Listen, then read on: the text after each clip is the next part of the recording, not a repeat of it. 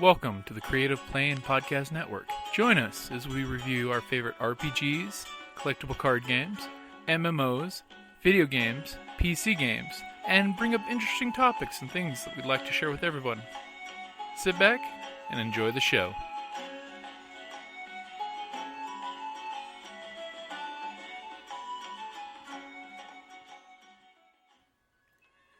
Hi, this is Kelly, aka Trixie from Ragnarok and Roll, assigned to Ragnarok Story, and Tilda Wimblewick from D&D Journey of the 5th Edition.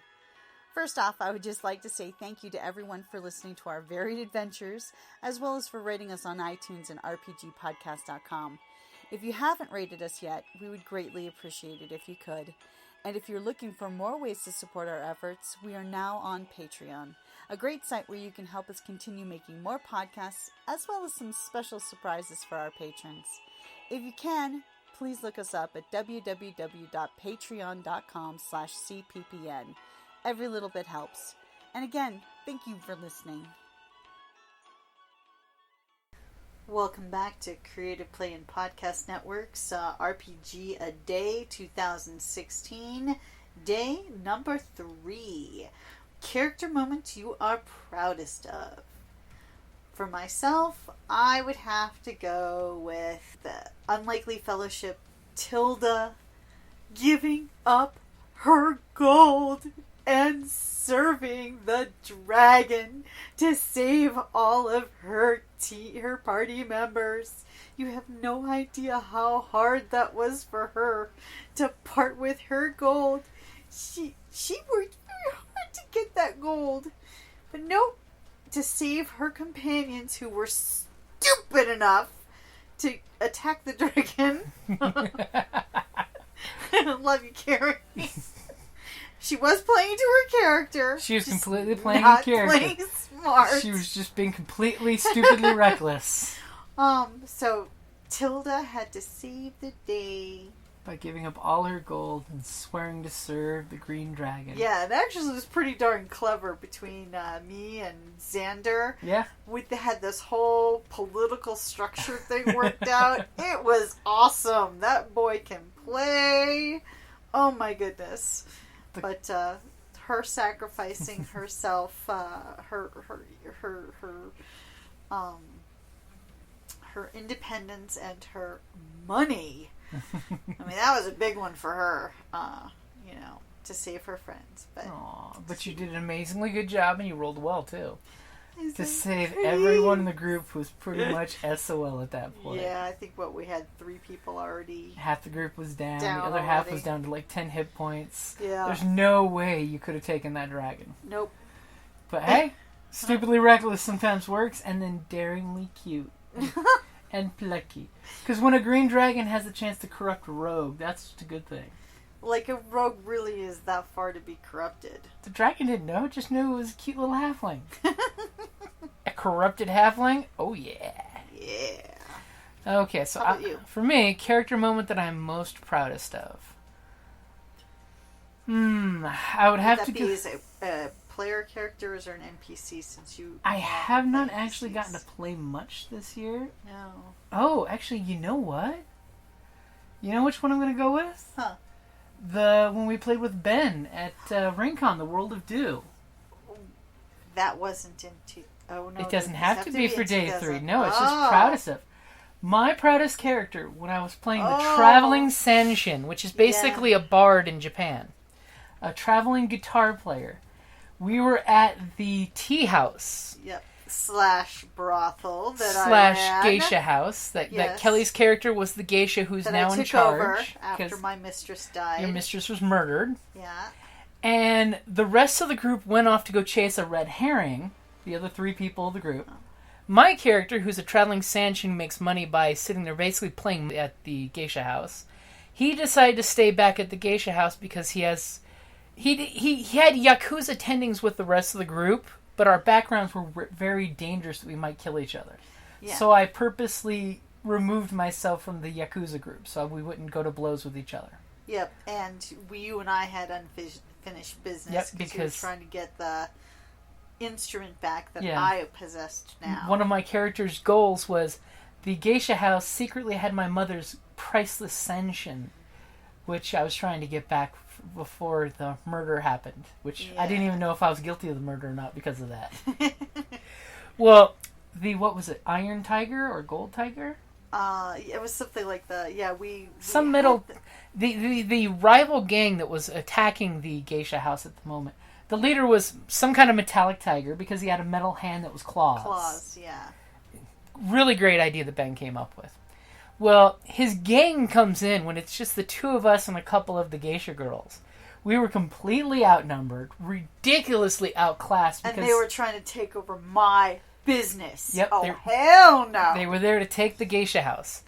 Well, while we were there, I start playing music that's calming and soothing. And basically, the World of Do plays sort of like Fate, where you can put aspects on scenes.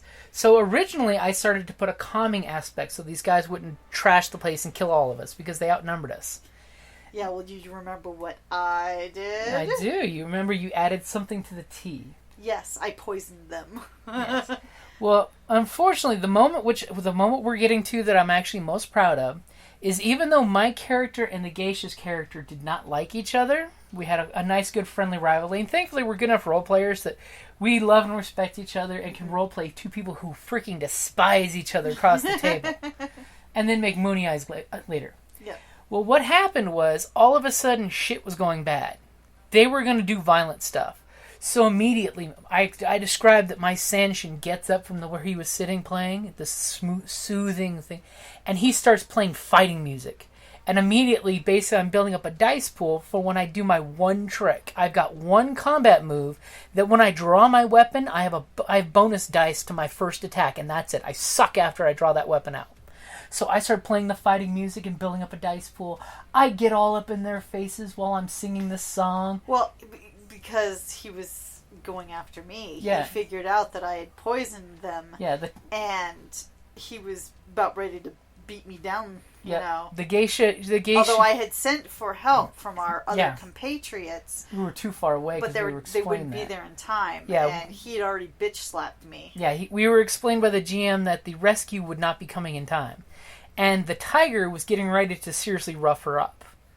And one of my character's backgrounds were I respect women. So I'm playing the fighting music, walking my way through the crowd, almost Elvis style, of with that Sanshin in my hand, storming my way up to him.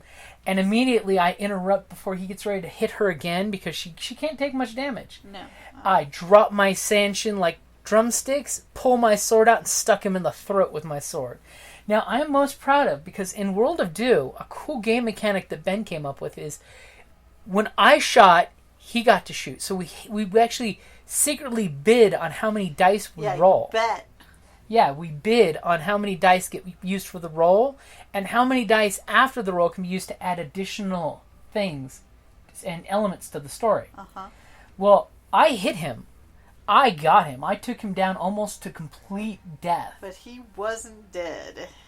For his bid dice, he failed, so I hit him. But he had enough dice held back that he took that metallic claw of a hand and stuck it right in my heart. So instantaneously, the Sanshin drops his instrument, whips out his sword, and sticks the guy in the throat while the guy sticks his claws into his chest, and we both take each other out. We're not dead, but we're taken out. Yeah. And then that was my proudest moment. No, my proudest moment. Your proudest moment. My proudest moment. It got worse. We have to follow up. Yes, we have to follow up. Shortly after, our compatriots arrived, one of whom is my servant. Well, don't forget, you did the coup de grace to the tiger with your hairpins. But that's the point. Hold on. It's like, so then my servant shows up. Now, the thing is about my servant, he's actually a supernatural being. He actually is a ghost that feeds on corpses and stuff. So he sees the plethora of options and starts trying to eat his way across the room. I literally have a choice of either coup de grace the guy who just attacked me, or save the Senshin from being eaten and then, of course, dead, from my servant. I chose the coup de grace.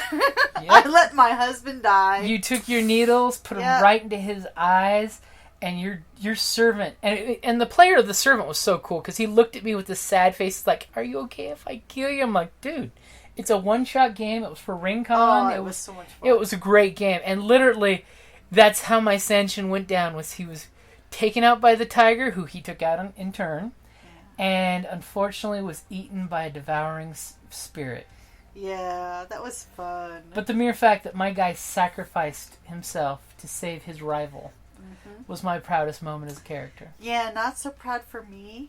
That the fact that I basically did not reciprocate. But on the plus side, I actually, at the end of the game, where they were handing out tokens, basically, for the most valuable player and stuff, I got one of the tokens for my role-playing, which was very cool. That was a lot of fun. Yeah, that was... And thank you again for that, Ben, if you hear this. That was an awesome game, and I'm so sad that you were sick the last RinCon. Yeah. And we couldn't game with you. I know, both of us had bronchitis. It was bizarre. Yeah, but his was really bad. Yeah.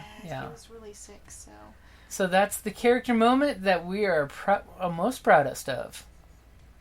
Alrighty, guys. Thank you for listening, and have a good one.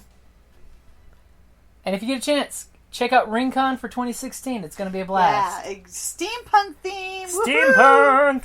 And check out World of Do. Awesome game.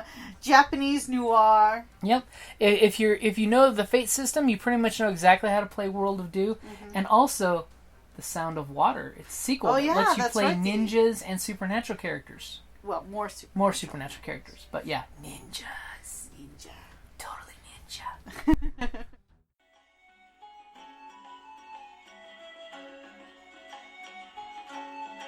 Thank you for listening to the Creative Play and Podcast Network. And feel free to enjoy our other shows, such as D&D Journey of the 5th Edition and Scion Ragnarok and Roll, a Scion hero to Ragnarok story.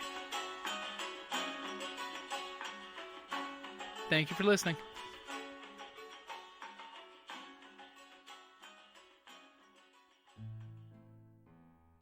Hey gamers, Jim here from Creative Play and Podcast Network. If you're in the Tucson area this September and October, I've got a special message for you.